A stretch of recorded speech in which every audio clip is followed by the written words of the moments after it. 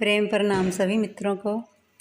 आज मैं Leo Tolstoy की एक बहुत प्रसिद्ध कहानी लेकर आई हूँ, बहुत ध्यान से सुनिएगा। रूस की एक झील के किनारे 3 फ़कीरों का नाम बहुत प्रसिद्ध था। लाखों की गिनती में लोग उन फ़कीरों का दर्शन करने जाते। यह खबर जब रूस के सबसे बड़े ईसाई पुरोहित को लगी तो उसे बड़ी हैरानी हुई, क्योंकि ईसाई चर्च तो बड़े कानूनी ढंग से लोगों को संत घोषित करती है, तो ही वे संत कहलाते हैं। ईसाई पुरोहित ने सोचा कि इनकी परीक्षा लेनी चाहिए। पुरोहित एक मोटर बोट में बैठकर झील किनारे गया। वे तीनों एक झाड़ के नीचे बैठे थे। उसको देखकर बड़ी हैरानी हुई, बड़ा ताज्जुब हुआ। सीधे साधे सरल लोग मालूम पड़ते थे।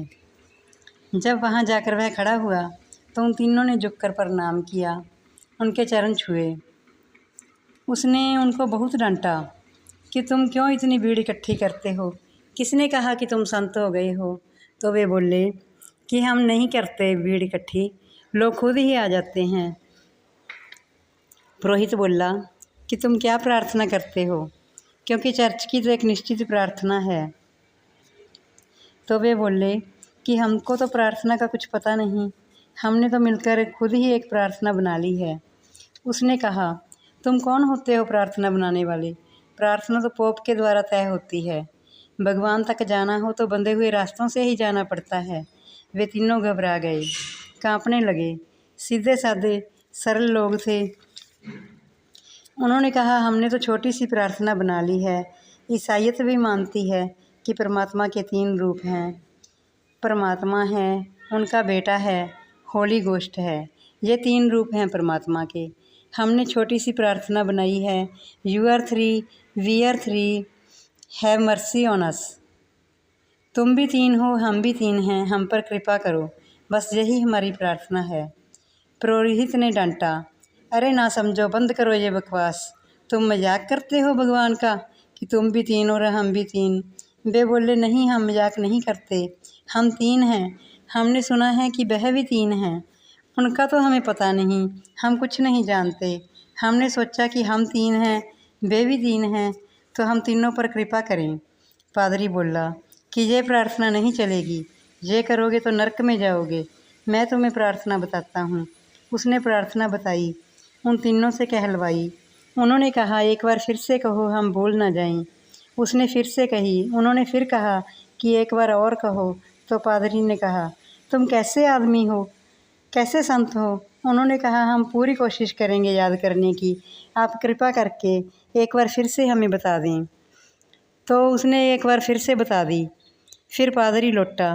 वह अभी आधी झील में भी नहीं गया था कि उसने देखा कि वे तीनों पानी पर भागते हुए आ रहे हैं। तो पादरी घबरा गया। वे तीनों पास आए। उन्होंने कहा, हम प्रार्थना भूल गए, एक बार फिर से बता दें। तो पादरी ने कहा, तुम अपनी प्रार्थना जारी रखो, हमारी प्रार्थना तो हम कर कर के मर गए, पानी पर नहीं चल सकते, तुम्हारी प्रार्थना ठीक है। वे हाथ जोड़कर बोले कि हम भूल गए, हम पढ़े लिखे लोग नहीं हैं, कृपा करके एक बार फिर से बता दो। टॉल्स्टॉय ने लिखा कि वे तीनों लोग इतने भोले भाले सरल लोग थे कि उन्हें खुद का ही अनुभव हुआ। निजी अनुभव के लिए किसी प्रार्थना की ज़रूरत नहीं पड़ती। जे हम जो जानकारियाँ इकट्ठियाँ कर लेते हैं, जाते हैं इधर उधर संतों गुरुओं के पास, तो वही हम पर बोझ बन जाता है, हमारी सारी सरलता खो जाती है। मैंने कहीं से पढ़ा था, पता नहीं सुना था, कि रहनुमाओं ने ही भटकाए हैं रास्ते, रूह तो उतरी थी मंजिल का पता लेकर।